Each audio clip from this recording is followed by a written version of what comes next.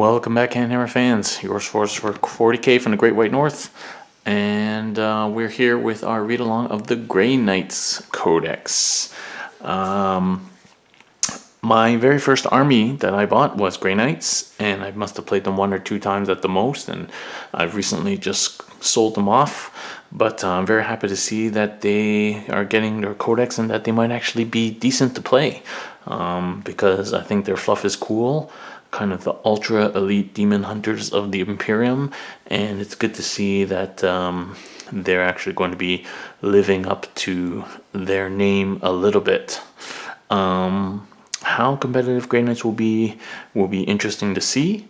Whether it just turns into Dread Knight spam is another interesting thing to see, but I think it's going to be exciting to see some Grey Knights on the table finally. So let's get cracking. It's a pretty thin codex. Hardcover as usual. It's a little bit disappointing that it's the same cover art on the last codex. Like, surely they could have drawn another picture. Like, come on, GW. But you know, it is what it is. It's 104 pages, so it's not very long, and it is a hardcover. So let's get going. We're gonna see how much fluff there is.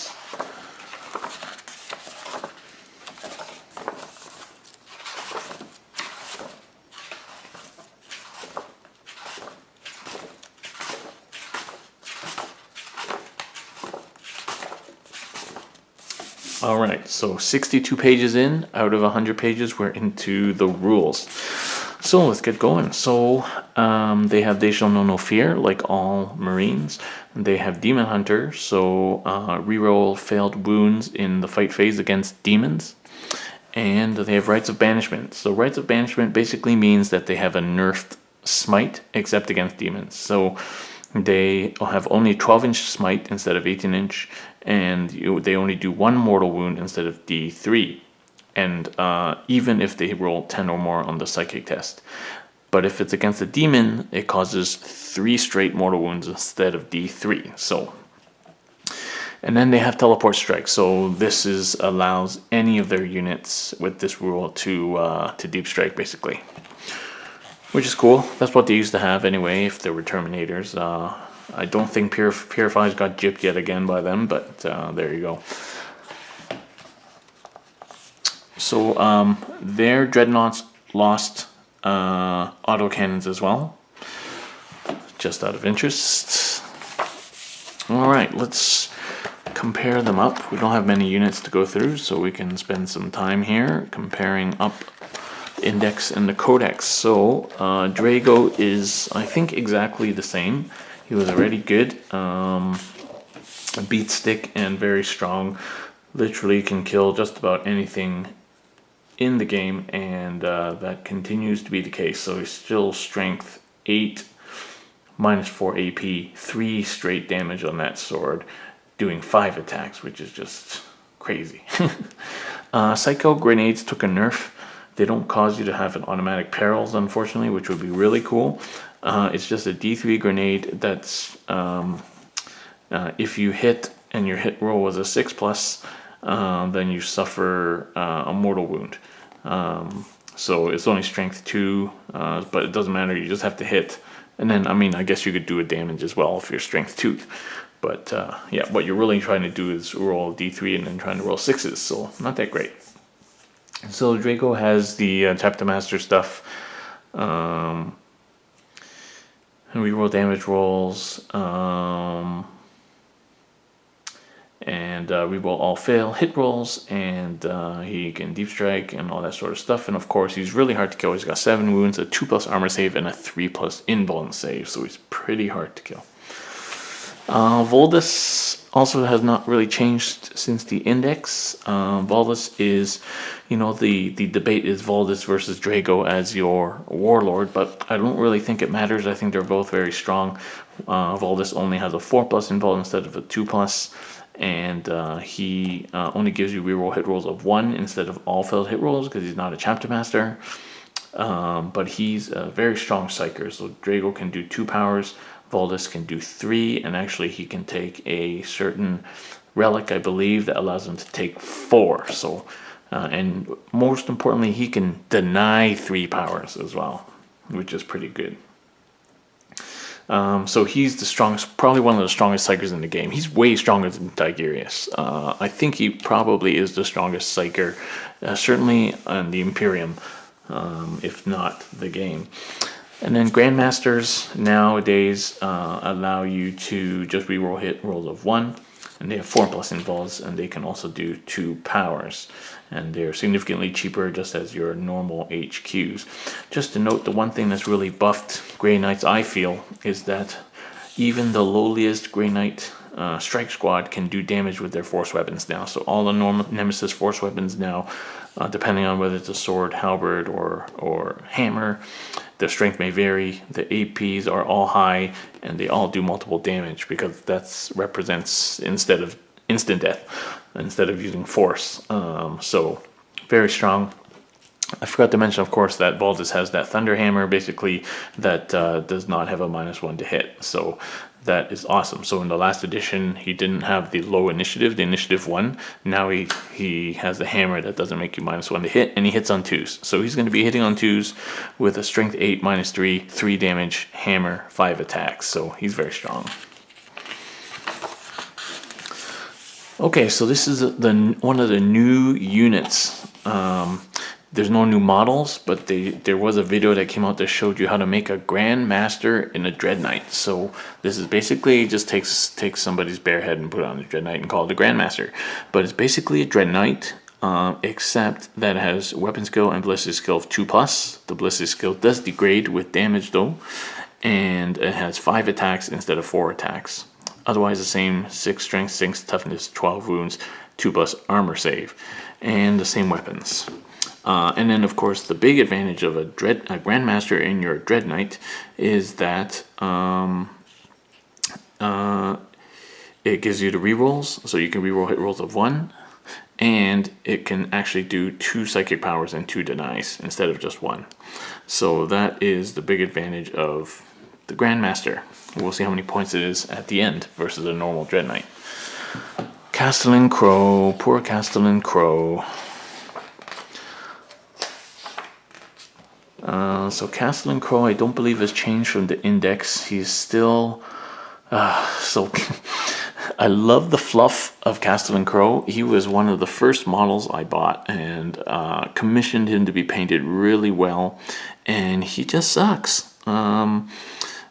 So he's got, the thing about it is he's got this crazy demonic sword, the Black Blade of Antweir, and he's the only person who's psychically strong enough to wield it or to hold it, and he does. But it's strength user, 0 AP, 1 damage. It's a chainsword. It doesn't even give you the extra attack that a chainsword gives you, because the fluff is that he doesn't want to use its power, or else it might overcome him or whatever. Yeah, it's really frustrating. So he's basically just a Marine with a few more wounds and some more attacks and hits on 2s, and he's got this crappy, worse than chainsword. Oh man. Anyway, he has some interesting rules. He can pile in an attack before he dies, which not going to help you if you're not killing anything. And he's of course the head of the purifiers, and he has the purifying flame ability, which is basically a smite that only has a range of 3, but it inflicts D6 mortal wounds instead of D3. So, his smite is stronger, but you literally got to be in, combat basically with people. Now he has this Master Swordsman thing, which is basically reroll failed hit and wound rolls for him in the fight phase. And when you make a successful wound roll, you can immediately make another attack. So that maybe redeems it a little bit to reroll the wounds, but then you're not getting a lot of damage through. And of course you can do 2 psychic powers. So yeah, it's just not good enough. If that was even like a half as good as like a force sword, then he might be worth it. But in Stern, okay. So Stern is also similarly unimpressive, because he just uses a normal force sword, which is fine because he hits on 2s and he has 4 attacks. And his Strand of Fate rule now is that basically you can reroll a single failed hit, wound, or saving throw in each of your turns. However, your opponent can do it in their next turn. So it's no longer for the rest of the game. It has to be in their next turn, but still.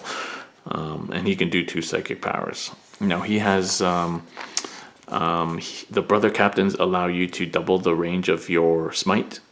So that's good. And he has Zone of Banishment, so basically when he manifests Smite has a 6-inch range and only 1 mortal wound. Yep. And then it affects demons a little bit better, so it's kind of like a better Smite, but only really against demons. So yeah, not that impressive. None of these guys have displaced Valdis or Drago as your warlord for sure. So your basic brother captain, as we said, allows you to double your smite range and has a 4+ invuln and gives you 1 psychic power. Yeah, so he's your basic HQ. And they can take librarian, and the librarians are basically a little bit better than Space Marine librarians. They hit on 2s and wounds on hit and shoot on 2s. And they have a Terminator armor, obviously, but otherwise the same. Psychic hoods, the usual stuff. Same as Space Marine librarians. And their Tech Marine is basically the same as a Space Marine Tech Marine.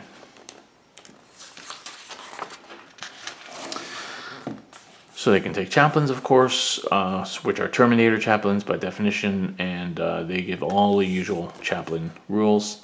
And then they have a champion, of course, who has to make, who has the special kind of sword stance and fighting ability. So your basic Terminator squad, similar to most Terminator squads in the rest of the game. They, of course, have force weapons that makes them a little bit stronger. And they have the Grey Knights have their heavy weapons, which we'll come to in a second. But otherwise, they can combat squad. They have their 5+ invuln save. And, of course, they can manifest, as a unit, they can manifest a psychic power.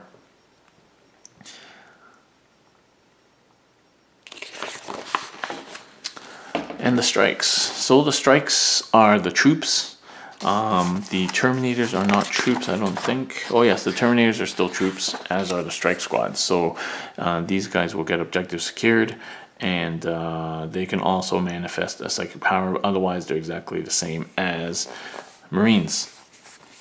The Apothecary is the same as a Marine Apothecary, and except in Terminator armor, and can similarly heal or restore people, and of course is a psyker. Everybody's a psyker in this army.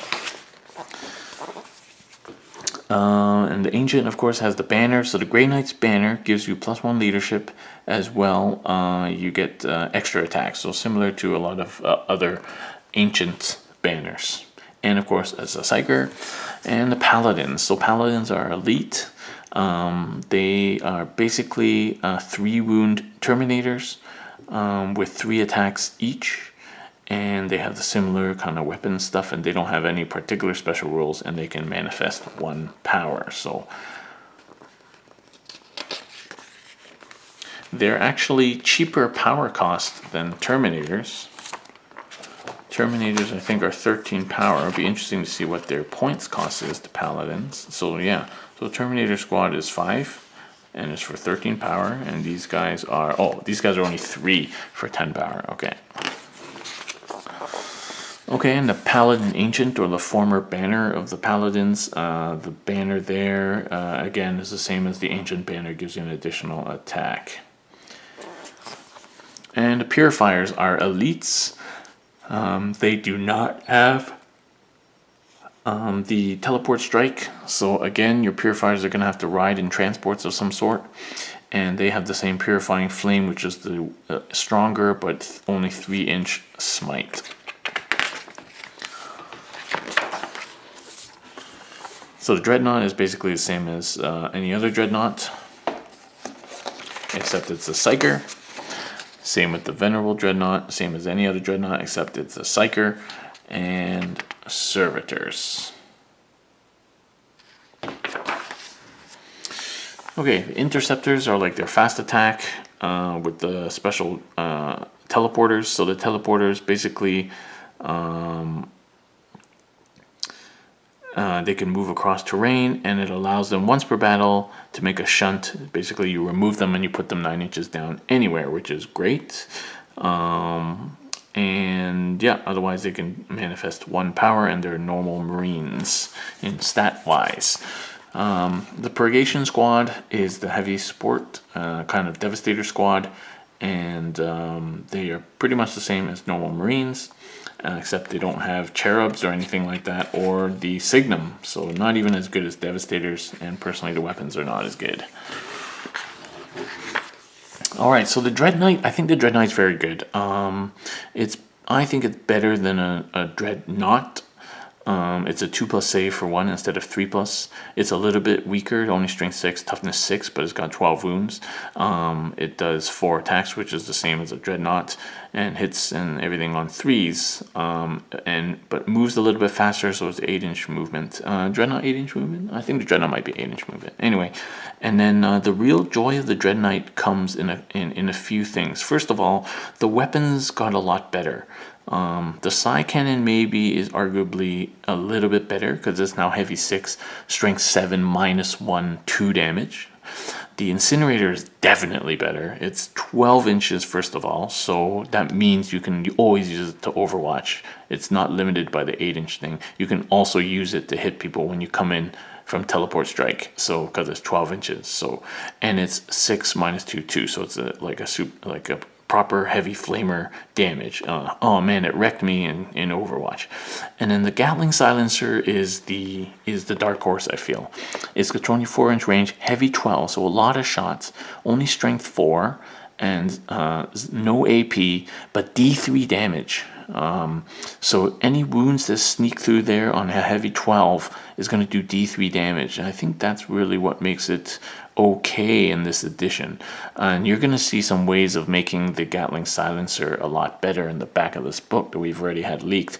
But I think, I don't think you have to necessarily rip them all off now and replace them with Psy Cannons. In some ways they might even be better than a Psy Cannon because it's twice the number of shots, and D3 will do an average of 2 damage. So and strength 7 is good. You're wounding rhinos and stuff on 4, but when you're doing 12 shots and you can wound anything on 5, basically, that's not too bad. And of course, the great hammers and the great swords, wreck people. Of course, they have 5+ invuln like they always have had. And they have the teleporter, and what the teleport allows you to do, it just allows you to deep strike them.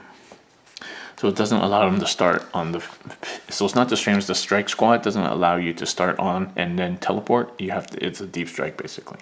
And of course the final thing that makes Dread Knights good and adds to their damage is they can manifest a power and smite, which is good, and deny a power. So they have a lot of utility there. Land Raider, same as a normal Land Raider, won't dwell on that. These are Land Raider, Crusader, and all the other Land Raider variants are the same as the Marine ones, except, yeah. Same with these, Razorbacks and all that sort of stuff. So they're just like normal Space Marine vehicles. And now in this new Codex, they now officially have access to Stormhawks, and they always had Storm Ravens.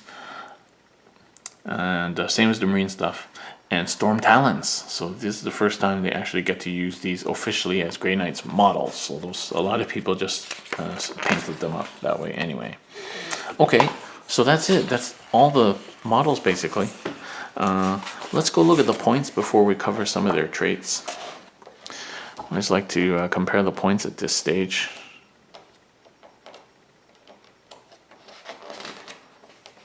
Alright, Grey Knight's point values, and I got the index here. Okay, so let's go down it. So, Apothecary, Ancient, everything looking fairly similar right now.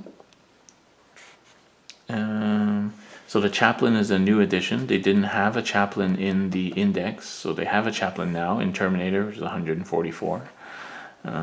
Dreadnoughts and stuff obviously will be the same price. The Grandmaster and the Dread Knight is 190 points.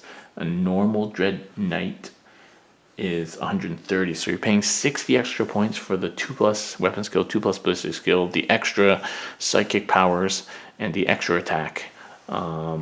And so I think that's probably worth it.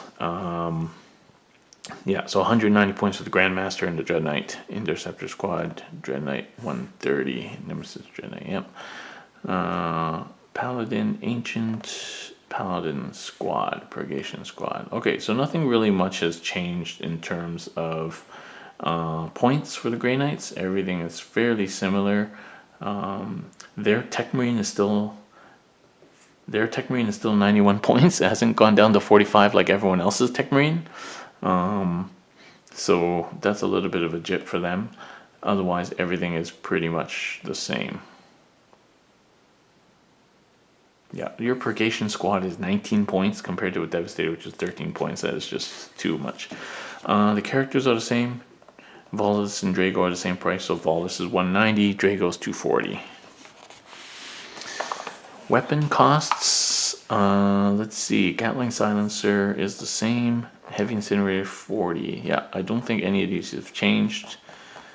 Yeah, none of those have really changed in terms of cost, and this is all the other weapons are the same cost as in the Space Marine Codex, because most of them are just Space Marines. And I don't think any of the melee weapons have changed. Nope. Nemesis Greatsword, yeah. Teleporter is 10 points. Okay, so yeah, none of the points have changed. Not even the Tech Marine, which is weird because everyone else's Tech Marines got halved in price. Okay, let's go look at the fun stuff now. Alright, so what are the perks that Grey Knights get? Why are they going to be good? Well, I think they're going to be decent. So first of all Psychers are Brotherhood of Psychers, and what this is now is that if you're Battle Forged, all Psychers in their detachment, which is everybody, add 1 to the Psychic test and deny the Witch tests. So they all get a +1 to both of those, which is great. Secondly, Knights of Titan, they are now OBSEC. So troop units, so Terminators and Strike Squads are now OBSEC. Which means if you're going to take troops, if you're not taking Terminators, you're going to take Strikes, because there's no reason to take Purifiers or Purgate, any of those sort of things. So just the Strike Squads, and that will give you OBSEC troops. Okay, Warlord traits. So number 1, Demon Slayer. If your Warlord wounds a demon in the fight phase, your opponent must subtract 1 from any invuln saving throws made against the attack. That's pretty good. Because they go down to a 6+ by default then, or if you're fighting somebody like Magnus, goes down to a 5+. That's pretty good. Hammer of Righteous, add 1 to the rune rolls for the Warlord. Unyielding Anvil, friendly units for the Grey Knights automatically pass morale. First to the fray. Apparently this is the bomb. You can reroll failed charge rolls for your Warlord and friendly Grey Knight units that are within 6 inches of him at the start of the charge phase. So let's take, for example, what I saw recently on Tabletop Tactics. First turn, 4 Dread Knights drop in 9 inches away. One of them is a Grandmaster, and now him and all 3 of the other Dread Knights can reroll their 9-inch charge. That's not bad. Not to mention they did like 20-something mortal wounds in 1 psychic phase, but you know, that's a pretty good Warlord trait. So I think that's the one that most people are going to take. Nemesis Lord, add 1 to the damage characteristic of your melee weapon. If it's a relic, then you have to pick something else. Okay, so only if your Warlord is not like Drago or Valdis, one of those guys with named weapons, which are relics of Titan. Those don't count. And Lore Master, you know, an additional psychic power from the Sanctic Discipline. Okay, so if you're Valdis and he's your Warlord, and you don't think you're going to be making a lot of charges, that's a good one, because now Valdis can cast 4 powers. Well, he knows 4 powers, he can still only cast 3. And anyway, if you use them as your Warlord, it is predetermined already. So Drago gets Demon Slayer, and Valdis already gets Lore Master. So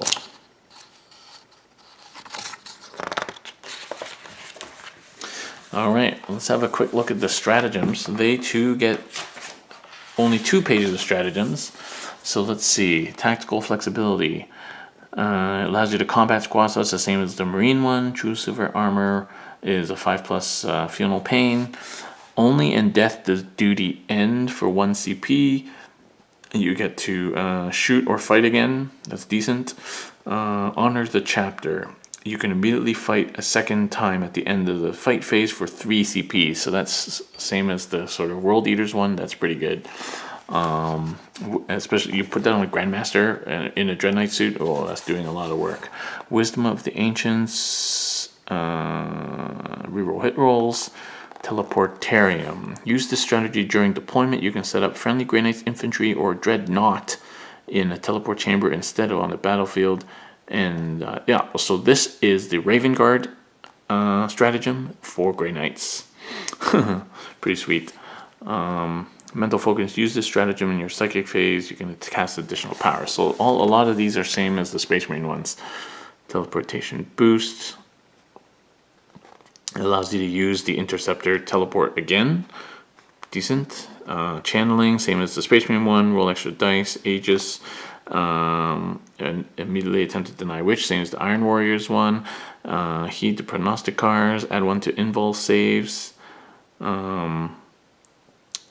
For a character, add 1 to invuln saves for 2 CP. Alright, well that makes Drago a 2+ invuln for 2 CP for the whole turn.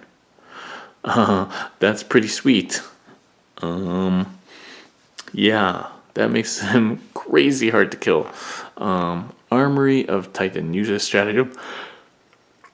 Okay, this is the same as the Space Marine one, unless you take extra relics. Orbital Bombardment, same as the Space Marine one. Psychic Onslaught.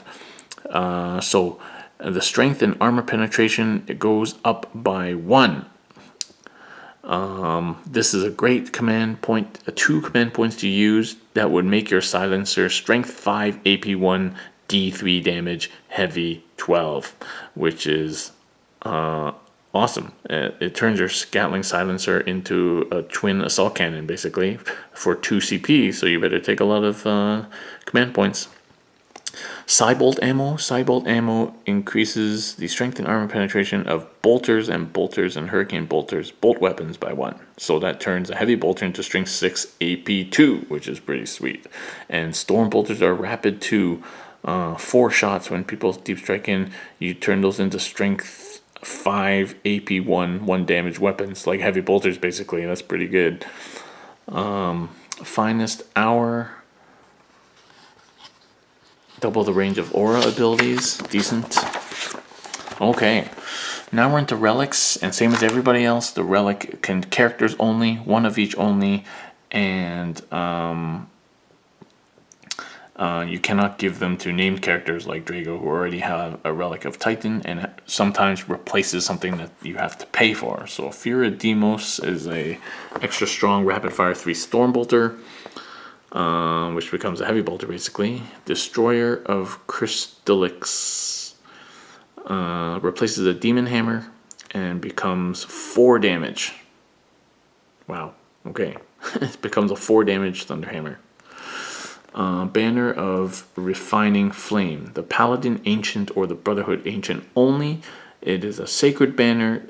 You lose the Rites of Banishment ability. Instead, when that banner guy smites, it only has a 6-inch range instead of 12, but inflicts D6 mortal wounds. Cool. So it basically makes your Ancient into a D6 mortal wound spammer. You can only do it once though. Soul Glaive replaces a halberd, turns it into a D3 damage halberd. The Liber Demonica makes you demon units subtract 1 leadership, so that no longer gives you any psychic advantage like it used to. And the Cuirass of Sacrifice, which I think used to give you advantage against Khorne, now just gives you a 5+. Feel no pain. Okay, so that's the relics. And the Sankic Disciplines. So they have Purge Soul, which I think they had already.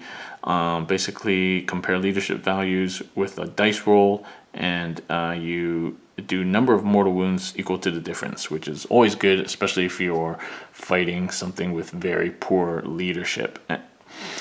Gate of Infinity, of course, is the awesome power that lets you basically just teleport a unit.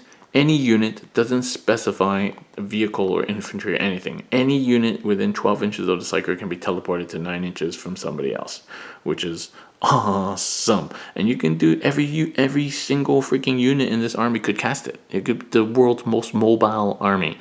Literally the most mobile army in the game. This is going to be such a pain in the ass for these guys are going to mop up on Maelstrom missions. They'll literally just be popping around to every Maelstrom. They got OBSEC strike squads that can move themselves across the board to every single objective every turn if they need to. It's pretty crazy. And Hammer Hand. So Hammer Hand gives you +1 to wound rolls, which is way better than just increasing your strength. Just adding a straight +1 basically moves you like a whole strength versus toughness bracket, which is awesome.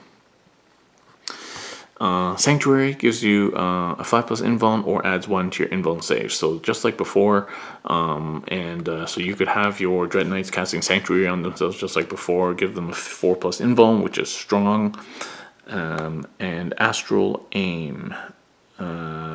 This is basically allows you to shoot without line of sight and ignores cover, which is not that great. And Vortex of Doom. So Vortex of Doom now is a area of effect. So we've seen a few things now in 8th edition where position does matter, but basically they pick a point, they target a model within 12 inches, the nearest visible enemy model within 12 inches. So it's kind of like Smite. And then everything within 3 inches of it suffers D3 mortal wounds. If you roll a 12+ on your psychic test, it does D6 instead. So actually when you roll a double 6, because they all get +1 to their tests, then you'll do D6. But you'll also peril. Okay, well that's it. That was a very fast run through of quite a small codex, a small elite force, and I think Grey Knights have the tools to be a really good army. I think a pure Grey Knights force is the most mobile army in the game if everybody takes gate. Literally, you can have OBSEC Terminators and strike squads teleporting every turn onto the Maelstrom that you need to get. It's pretty crazy. Or if you're playing Eternal War, you just leave it to the end and then everybody just gate to the nearest objective. You'll have to land 9 inches from any enemies that are there, but you stand a decent chance of killing things. So very mobile army, and Dread Knights are scary. Masked Dread Knights are scarier, and masked Dread Knights led by a Grandmaster, perhaps even scarier. And of course, Grey Knights can take Storm Raven spam, so and other flyers. So I think Grey Knights are going to be okay. I'd like to see them on the table. I semi-regret getting rid of my Grey Knights, but not really. I don't have time to play so many armies, but I think they're going to be a good army to play. So thanks everybody for watching this read-along of the Grey Knights Codex. Hope you like and subscribe to us here on YouTube. Follow us on Facebook, and if you really want to support what we do here at CanHammer, please feel free to go to patreon.com/CanHammer and help support our making of videos. Thanks very much, and we'll catch you next time.